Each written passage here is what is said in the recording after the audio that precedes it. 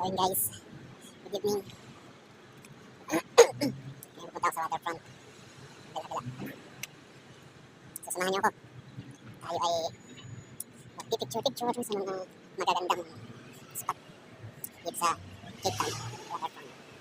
So, let's go.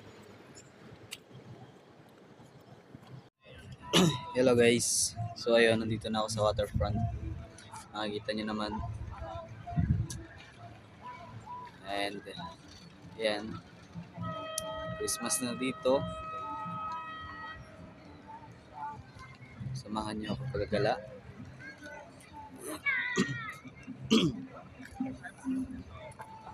So, ayan, palubog pa lang ang araw.